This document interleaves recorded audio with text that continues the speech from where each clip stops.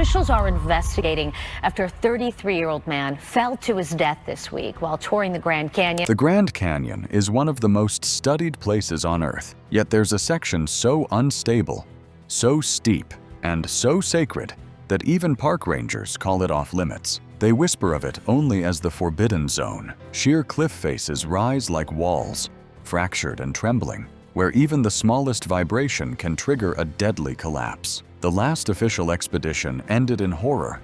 One climber slammed by falling stone, his ribs shattered, his gear left crushed below. That region was sealed, but not forgotten. It was danger, wrapped in silence. To outsiders, the cliffs were geological hazards, but to the Hopi and Havasupai tribes, they were something far more ancient, an entrance. Welcome back. Well, the National Park Service has reopened the Cave of the Domes inside the Grand Canyon. The cave, which has previously been the only one open to the public. Tribal elders call it the place of emergence, a sacred site where the first people rose from the underworld and were warned never to return. Disturbing it, they say, awakens forces that do not forget. These weren't myths, they were boundaries, drawn in spirit, and scientists had just crossed them. Not every warning is meant to be understood. After decades of silence, something changed. In early 2024, a team of elite researchers received rare federal approval to investigate recent collapses near the canyon's edge. Geologists, climate specialists, and drone engineers assembled at dawn. Their mission: scan the forbidden zone using tech designed to see through stone. What started as a simple erosion study turned into something else entirely. One scan, just one, revealed arches inside solid rock. Too perfect, too symmetrical. The team made a choice. Curiosity outweighed caution. The descent began before sunrise. Cold air, metal clicks, a single rope against vertical silence. Hours passed before they saw it. 3 smooth arches cut high into the cliffside, evenly spaced, untouched by erosion. Inside, the walls weren't natural. They curved cleanly, polished like glass, etched with tool marks in a rhythm no random force could explain. Each chamber aligned from east to west, like it was built to follow the sun. Nature doesn't carve with rulers. Someone did. At the heart of the largest chamber sat a raised stone platform, circled by boulders arranged with eerie precision. Beneath a layer of ancient silt, one researcher's gloved hand brushed against something cold, unnaturally cold. A flawless metallic disc emerged, the size of a dinner plate, smooth as liquid steel and glowing faint blue under the light. It wasn't corroded, it wasn't weathered. It looked new.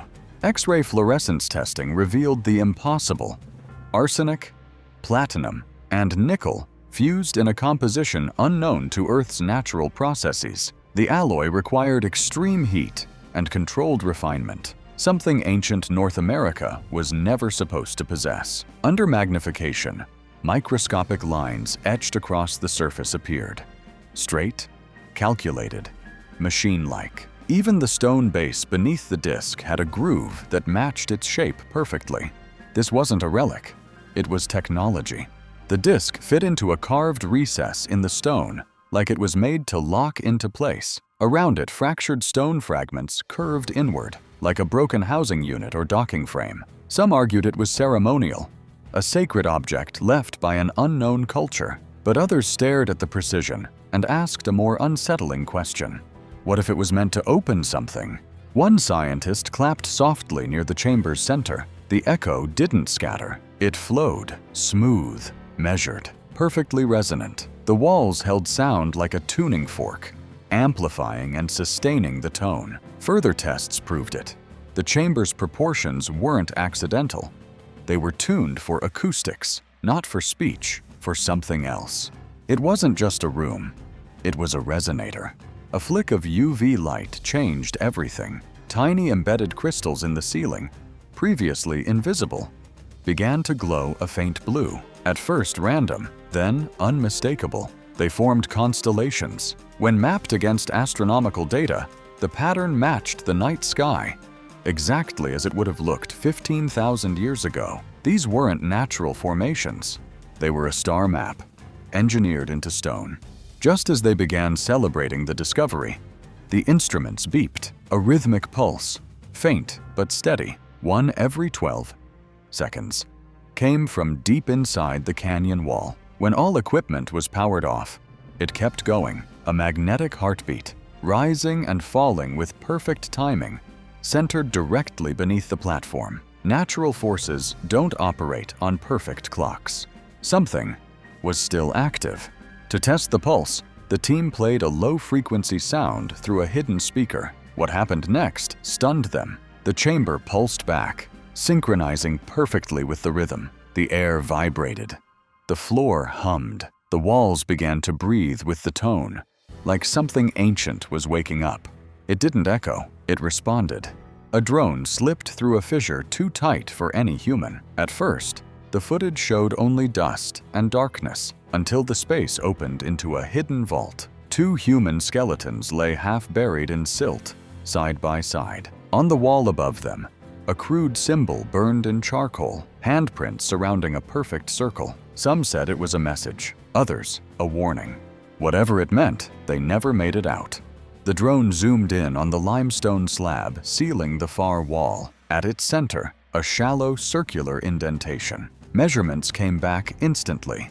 Diameter, curvature, depth, all matched the metallic disc they had found earlier. Not close, exact. It wasn't a coincidence. It wasn't an artifact. It was a key built for a door. Beyond that slab, the scanners picked up faint metallic reflections. Rods, plates, and objects arranged with mechanical precision. The cave walls trembled. A climber tried to descend, but a falling boulder nearly killed him. The team froze. Even the air felt charged. Unstable, ancient. The message was clear. Whatever lies beyond was never meant to be disturbed. At first glance, the tablets found in the hidden alcove seemed almost ornamental.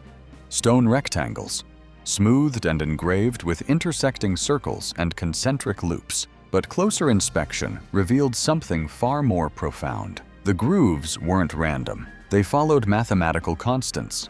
The golden ratio, pi, and other ratios found in architecture and sacred geometry from ancient Egypt to Mesoamerica. Digital scans confirmed it. The arrangement was too exact, too deliberate. It carried intention. Each tablet, despite being thousands of years old, showed no sign of erosion. The etchings were deep, symmetrical, and consistent, etched with tools or processes that maintained uniform depth across the surface. This wasn't primitive carving. It was controlled inscription. And what made it more compelling was the placement. These tablets were sealed behind layers of calcite, hidden behind a natural curtain of mineral flowstone, as if someone wanted them preserved, not found.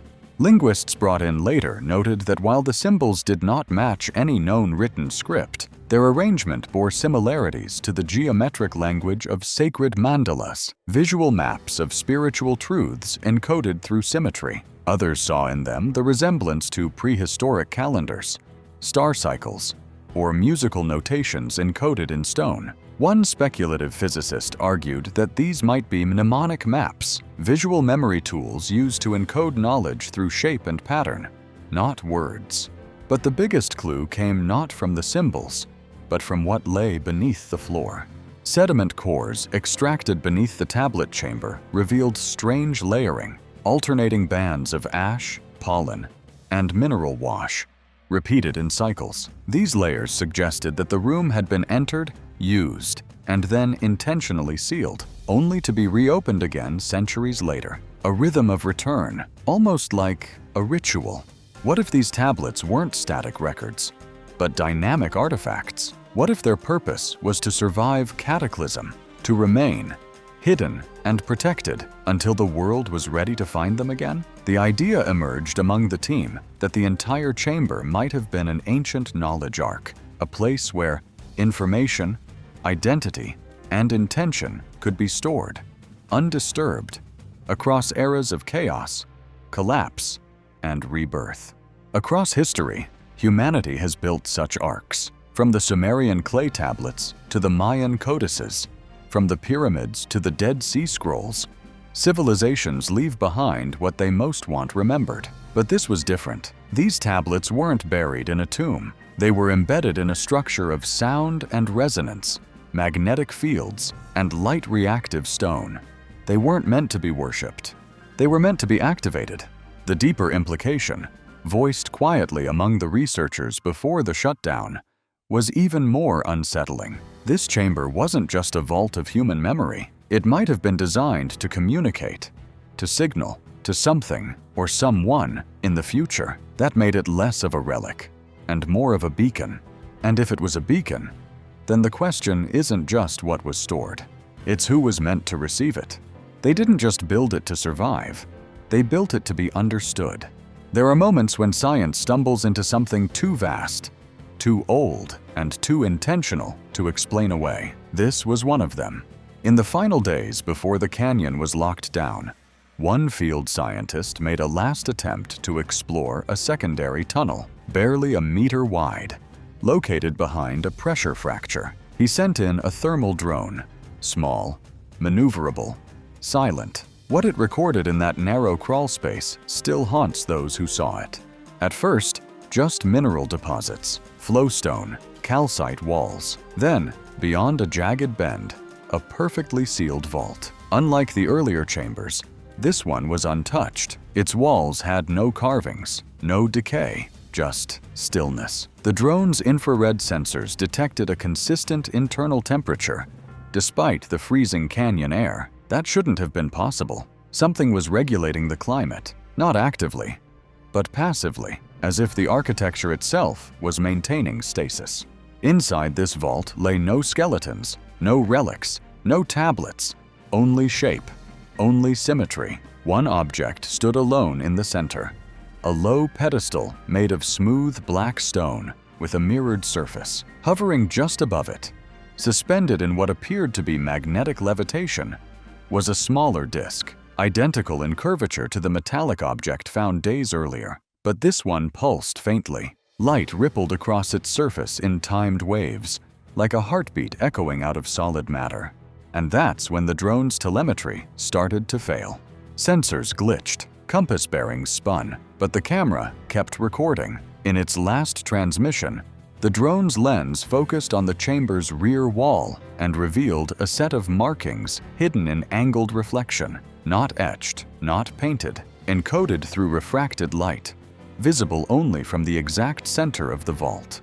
What those symbols mean remains unknown. The footage was confiscated. The scientist was barred from speaking publicly, but in private messages, later leaked anonymously, he wrote one sentence that now circulates in academic and fringe circles alike. It wasn't a tomb, it was a memory that could feel you. That line triggered waves of speculation. Could the architecture, the magnetic pulses, the acoustic resonance all be part of a responsive system? Was this place not only built, but designed to recognize presence? Was it passive, or was it aware? Across the scientific team, even the most skeptical members admitted feeling something off in those final moments. A subtle shift in pressure, the faint hum rising and falling, not in rhythm with instruments, but with emotion, with thought. One anthropologist compared it to the sensation of standing inside a temple where the gods never left. And then came the silence. After the incident, federal agents arrived. The site was sealed, data encrypted, researchers separated, silenced, all public documentation erased. But memories cannot be deleted. Years later, one of the engineers, retired, unnamed, shared a final note with a colleague. "We didn't find ruins. We didn't find a cave. We found a memory, a presence, something old that had once been waiting. And when we stepped inside, it remembered." Whether literal or poetic, that phrase has now become legend among those who believe we are not the first civilization to rise from the dust. That before the languages we know, before the temples we studied, there was something else, something hidden in the bones of the earth, whispering across time through resonance, light, and stone. The forbidden chambers of the Grand Canyon may never be opened again. The metallic disc may never be turned in that ancient lock. But the question remains, If something built these places, preserved them, aligned them with stars, tuned them to the pulse of the earth, and sealed them with purpose, then what happens when we finally listen? This wasn't just architecture, it was memory. And memory, when awakened, doesn't just speak. It remembers who's listening. They came looking for erosion. They found precision, resonance, and sealed intelligence. A vault beneath the canyon, not shaped by nature, but by hands that understood the stars. Was it ritual? Was it science? Or was it both? Long before we knew the difference. What do you think lies behind that limestone door? Let us know in the comments.